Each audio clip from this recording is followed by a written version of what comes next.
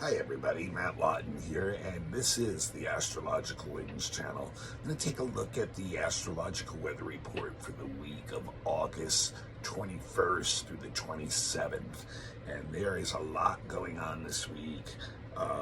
Couple of changing signs, the sun going into Virgo, Mars is going into Libra, and we also have Mercury going retrograde, plus a few other things. So a lot of stuff I want to get through this week. And first off, just want to remind you all that the Astrological Wings channel is a free blog that I do every week on the astrological weather, not the meteorological weather of the world, for the week in a general way. And it's a free service that I offer. It's on YouTube these days, and if you have a YouTube account, you can become a follower if you like what you see, and then remember to turn on your notifications and you'll be reminded whenever I post the blog. Also, it is available on all kinds of podcasts too, so you don't have to do the YouTube thing. Just go to whatever your favorite podcasts are, and just look up Astrological Wings channel. It's carried on a bunch of different ones, distributed out by Buzzsprout.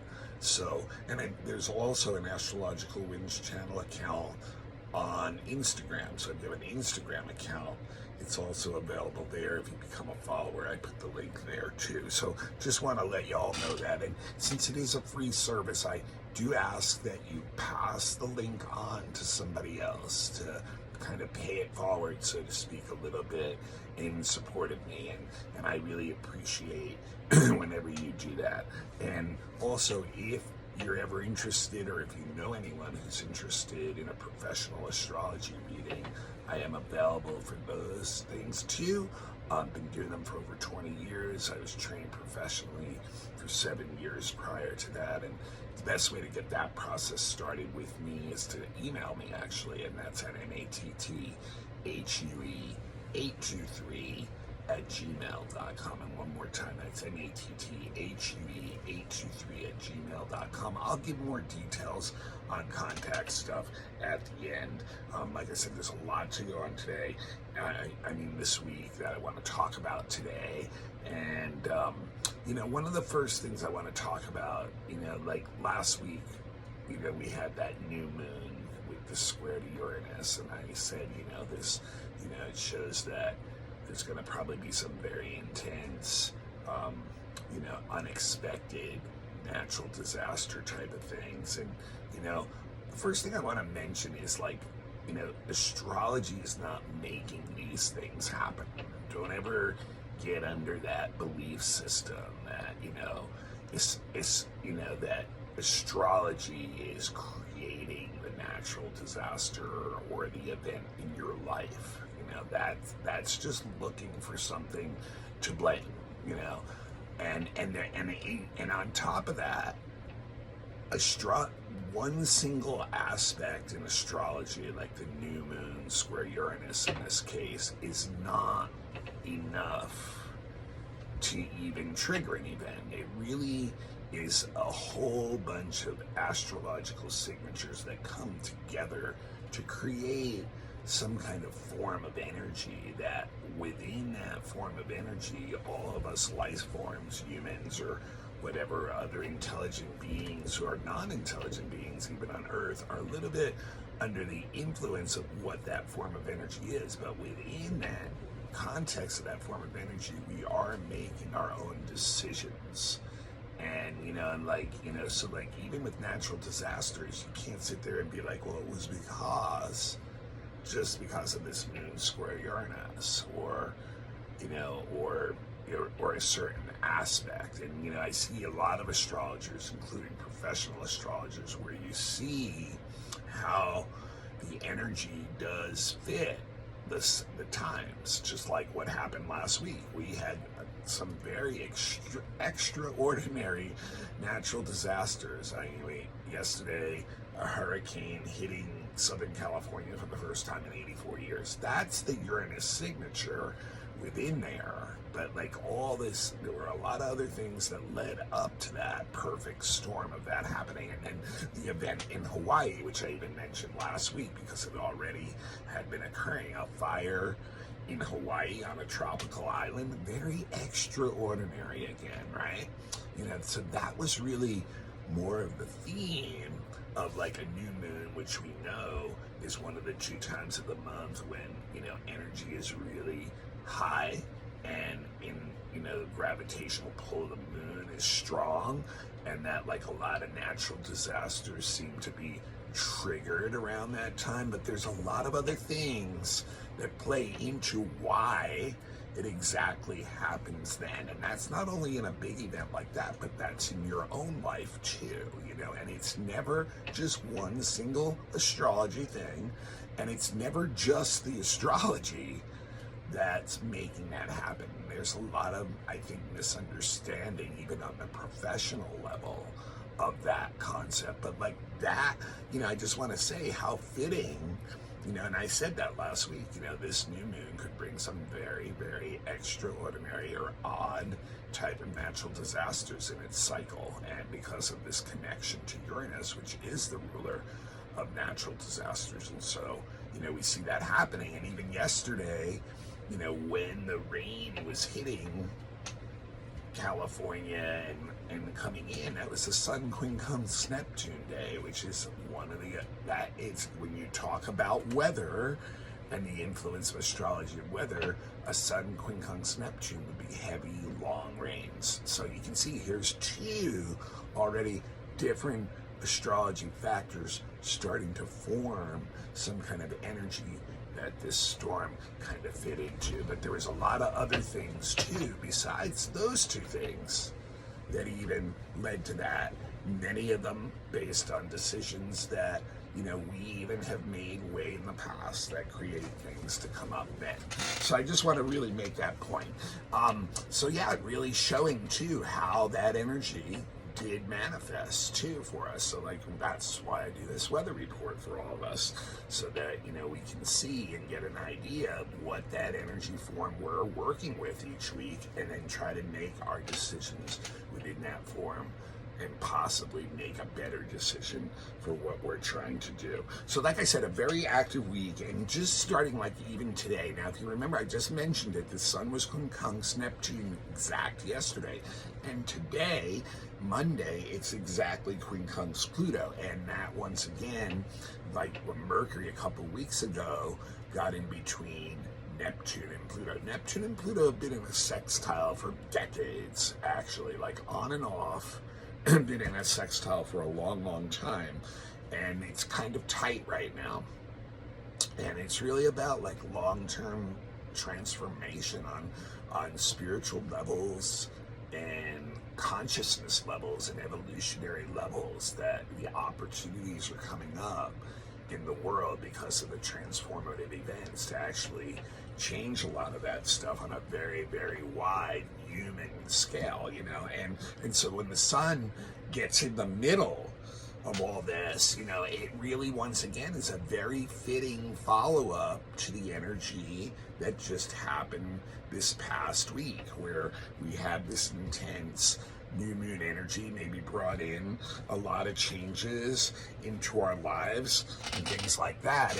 And when the Sun gets on the midpoint of Neptune and Pluto, which is what it is when it's in this, when they're both quincunx. So like I said a couple weeks ago, it's called a yod. It's called like literally a finger of fate. It's a little bit more fatalistic.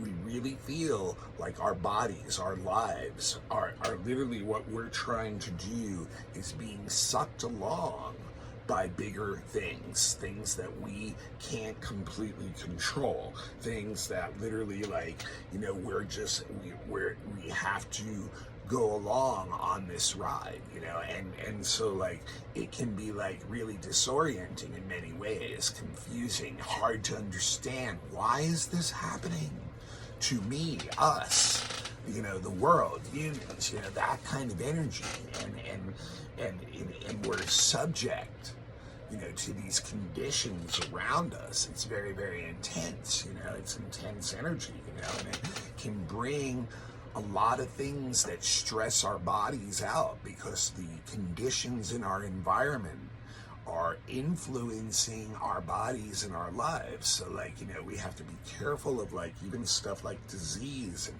illnesses being able to come in, but the sensitivity to drugs and things like that, our bodies overreacting, or even just getting exhausted from the conditions, the difficult conditions that it's being subjected to.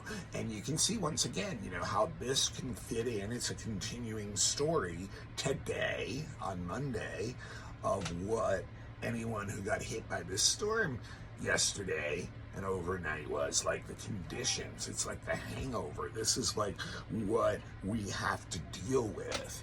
And some of these fears of just not being able to be in control at all times, that outside pressure can actually push our lives along to places that we can't really control. So that's really the energy of this yod that we have that's formed yesterday and today, with the sun quincunxing both Neptune and Pluto. And it, can really, bring like some really extreme energy into us internally too, and really give us an extreme reactions and attitudes about what's going on around us. And like I said, it's hard to understand a lot of it, and therefore it can trigger a lot of fears within us, and a lot of stuff can really come up being triggered by outside forces, by things that we can't completely control. So very interesting how that energy kicks, and then it even continues into tomorrow, Tuesday, when there's two strong aspects. First off, we have Mars opposite Neptune. Well, there's Neptune again. And this shows that our actions and our energy are really dissipated. Like, we may be literally just exhausted from what we've been going through and just don't have the energy anymore to meet up with what the world is demanding from us. It's also very, very difficult to make decisions on what to do under Mars opposite Neptune. It's very confusing. It's unclear what the right action is. There can be, a lot of not having all the information, misunderstandings, things like that, and then making decisions based on that actually make your condition end up being even worse than it was prior to that. So it's a very, very, very hard sometimes energy to deal with that way. And once again too, it's very similar a little bit to that yod with the being like an energy of being misunderstood, not being able to understand things, which opens us up to being deceived by others or being foolish in what we're doing and what we're trying to do. And it really is best for this energy, it's kind of like to withdraw a little bit, like to kind of go in, maybe not even maybe just work on some things by yourself, like where you can get into like a more meditative or contemplative state. It's very hard to communicate with others with this energy too. Any kind of one-on-one relationship, it's very easy to get into misunderstandings and deceptions and secretive energy. And the other aspect going on is Venus square Jupiter, which normally is not that tough of a square. It really gives us this very positive attitude and optimistic attitude, especially in relationships, like kind of just wanting to have fun, which can take some of the edge, I think, off of this heaviness. But there's a but here on this, because it is a square. And when Venus and Jupiter come together, they make things grow, okay? And we are the ones, once again, making a judgment on whether something's good or bad, right? So there's always that. And so like a lot of times in Venus square Jupiter, it can be like, a lot of positive energy that we're feeling, but a lot of like overindulgence, extravagance, taking things too far things like that, or being too lazy or passive about things. And so what my so is in this, or my but is in this, with the intensity of the God and the sun with the on the midpoint of the Neptune and Pluto sextile and the Mars opposite Neptune, that this can actually inflate that energy, like kind of make it even more like just not like lost and not able to like really be in touch with reality very much, or just like, you know, expanding the part of the energy of like, you know, the escapism and trying to just, you know, get away from things and pretend, you know, almost like pretending this reality isn't happening to me. So that's the danger of adding that Venus square Jupiter to this suit this week, is I think that it can, you know, inflate things that may, you know, not be the best things for us, like excessiveness and just, and you know, whatever other energy is coming in and influencing us through this God and through the Mars Neptune can inflate those energies too. So if we're feeling like we can't figure out what's going on, it could inflate that energy even more and make our relationships even a little bit more like, you know, oh God, it's not based in reality at all, or our financial decisions not based in reality at all, you know, that kind of thing. So I think it could play into that. Now on Wednesday, that's when the sun goes into Virgo, and we'll have a month, of course, of the sun going into Virgo, and that, or being in Virgo. So that is a time where we really want to perfect our skills. That's what we really do. We work on perfecting skills very much,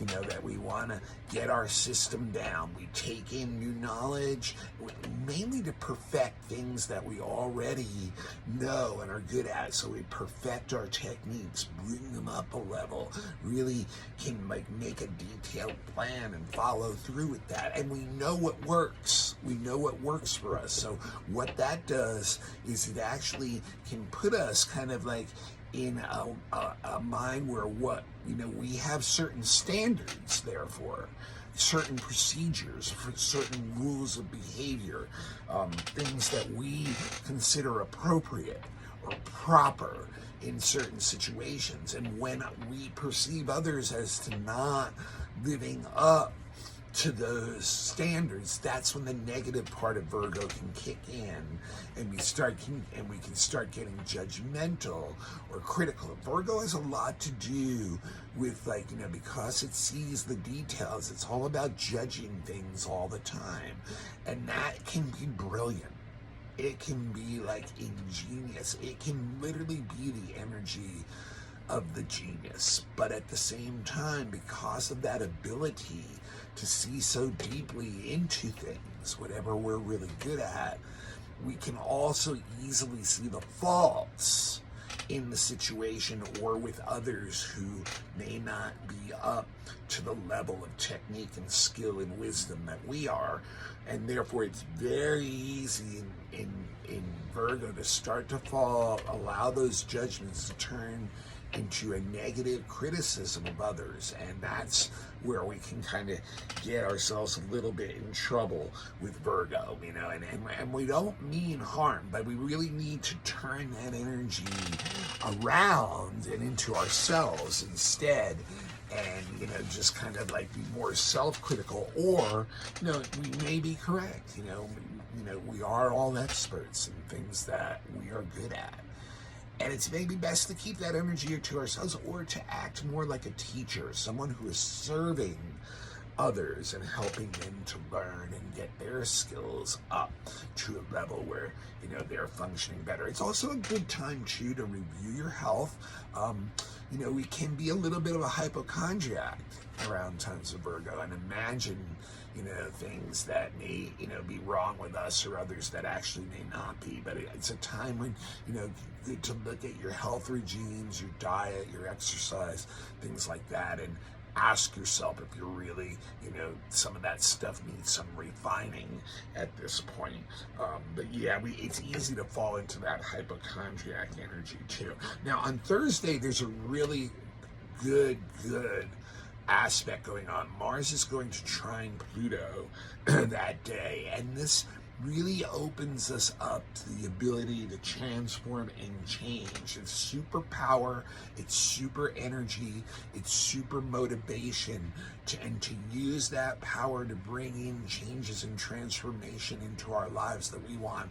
At the same time, that is benefiting other people around us or society in general. So this is a very, very good aspect to use like the skills we have, like in that Virgo energy, and push them forward with like confidence and ability, and really allow change to flow in, and really working for the future too, like really have this good attitude about working towards the future, being optimistic about what that can be, and that kind of thing. So that's a really good aspect to work with, and to take some of that Virgo energy, you know, as the week switches away from the yacht and the Neptune stuff, slowing things down, and take these detailed things with that Virgo brings in, and really apply it with this Mercury, with this Mars trine Pluto. Now, at the same time, on both Wednesday, Thursday, depending where you are, that is the day Mercury is going retrograde, okay? And it's going to be at 22 degrees of Virgo, okay? So, and it's going to stay in Virgo the whole time. Like I said to you guys in the beginning of the year, this is a year where the 3 Mercury retrogrades are going to be in the Earth signs. So the first one was in Taurus, this one is in Virgo, okay? And that is the sign that Mercury rules. So it's very interesting on that level, you know, but it will remain retrograde until September 14th, where it will have at that point gone back to 8 degrees of Virgo. And then it will start to move forward again. We'll go back to 22 degrees, which is like, you know, pretty much what we call the shadow period, by September 30th, you know. So we're going to have a long time of Mercury in Virgo. And we know, right? Everybody, you know, most of you guys know that, you know, what Mercury retrograde means to basically, you know, travel is going to be delayed most likely, or other projects will get delayed or slowed down or unable to be worked upon at this point, which is a good reason not to start new projects, because they usually don't go the way we expect them to. So it's best to like kind of retreat in and assess, review, and, you know, check things out. That word is, you know, in front of everything, in front of any other word, is really a big part of the Mercury retrograde. It wants us to review what's been going on the last 3 months while it's been direct, and come back in and be a little, and especially in Virgo, be critical about things that, you know, need to be taken care of, that can mess up communications or a project moving forward, or delay you or something like that. And that, you know, and obviously that's the other thing with the Mercury retrograde. We know communications cannot, or a lot of times not as easy. And in this case in Virgo, reason why will most likely be people shutting down from you, or them being overly critical. People can only take so much judgment of their experience and how they live before they will shut down on you. And that's probably what's going to happen. We'll all be guilty of it in one way or another. We'll all be like doing that to someone and shutting them down on us, and shutting down on other people because of what their judgments of us, most likely during this Mercury retrograde. So yeah, you want to review your stuff, you know, and it's like, you know, you want to take care of stuff. It's a good time to bring that energy in, keep a lot of that criticism to yourself, work on, you know, the things you're already doing, and fine-tuning them so that when Mercury goes direct, they start to move forward in a better direction.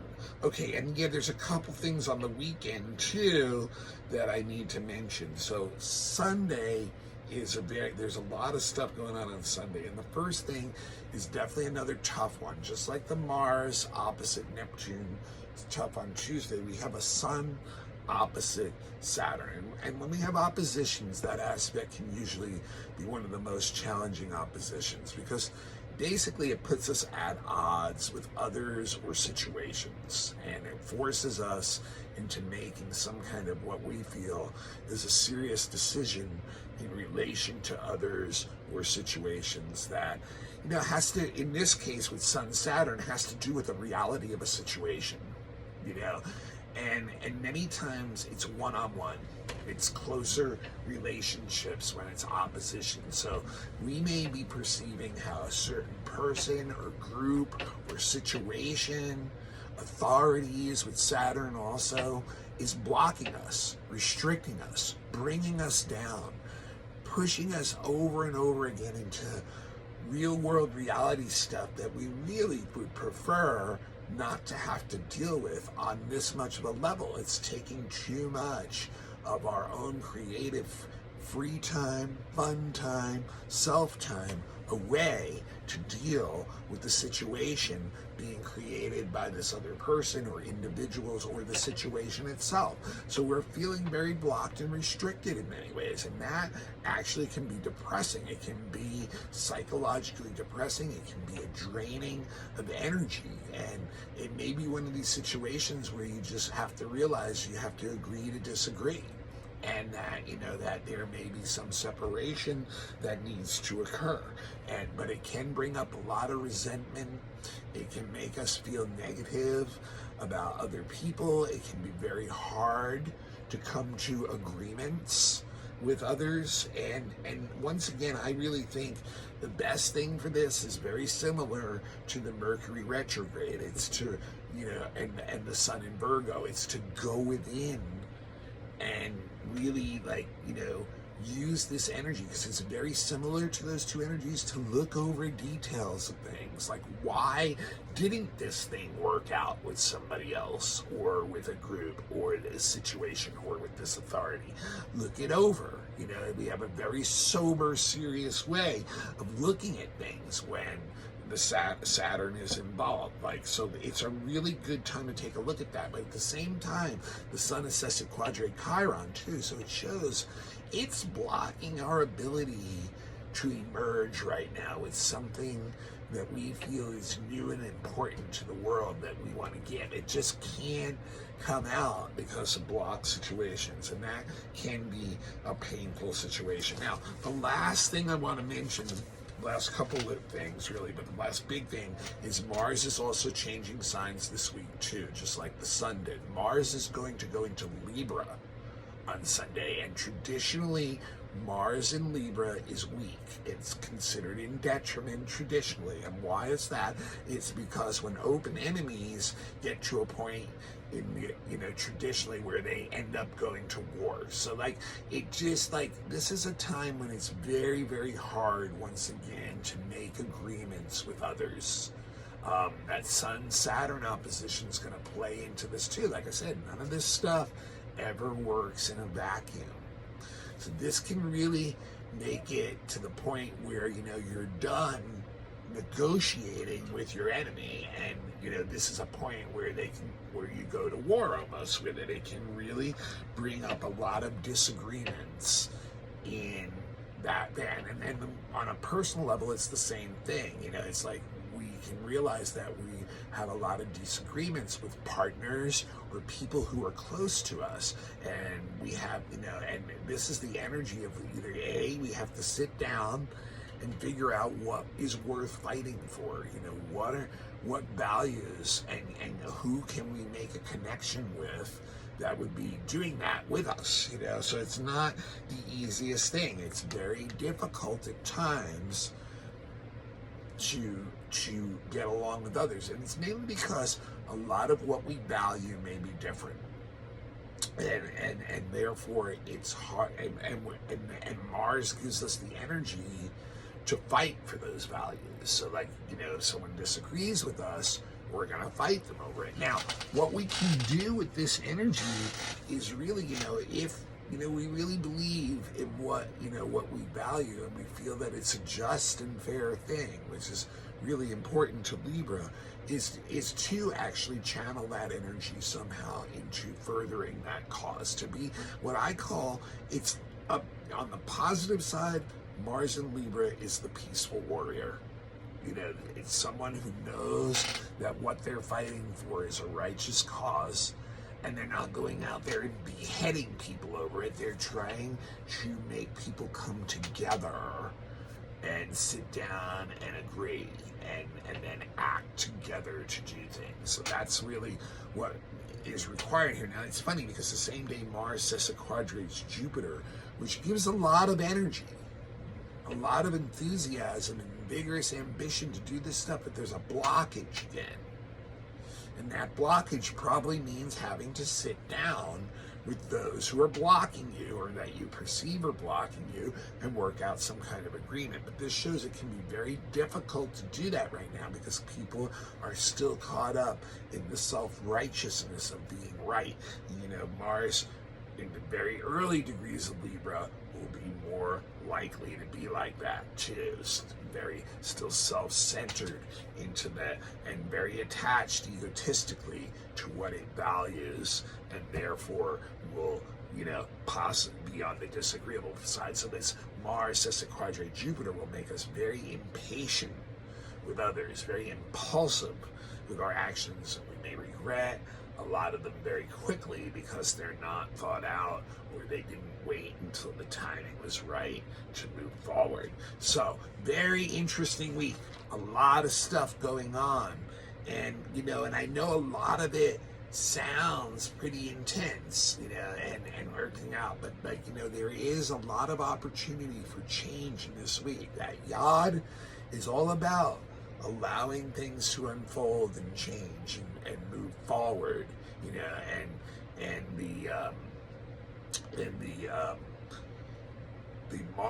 the Mars trine Pluto can give the power and energy to do that in the areas that you influence in your life. So, but the thing is, we're going to have to be detailed about it. We're going to have to allow in that Virgo energy, and we're going to have to go inside and review a lot of different things first, and make sure that we take care of all of our details before we can expect to get the results that we want. So we have to use that Virgo energy, the Sun in Virgo, the Mercury retrograde Virgo, and even the Sun opposite Saturn, and work on those details. And then from there, once we're clear of what we really value, right, that's when we take that Mars in Libra and push forward and be diplomatic, be that peaceful warrior, find ways to agree, which, remember, that means usually having to give up something for something that's more important that you want to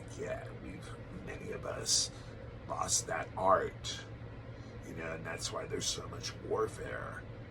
Instead, we've lost the art of diplomacy. So this Mars in Libra can help us maybe find that again.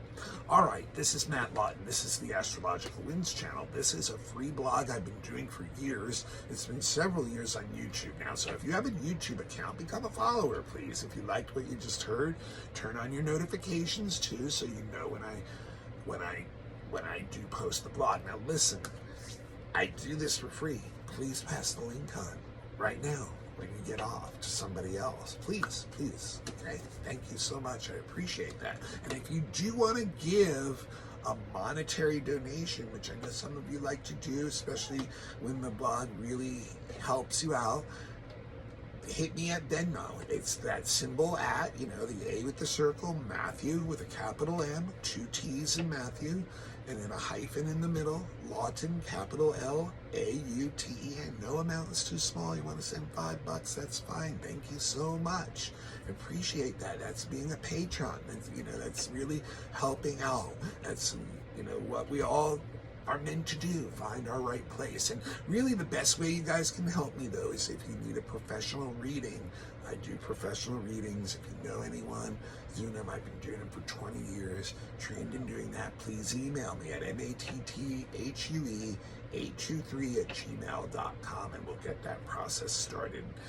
Once again, MATTHUE823@gmail.com. We can do natal birth chart reading. We can look at your next year ahead, specific questions, relationships, children, timing of an event, deep soul readings, all that kind of stuff available.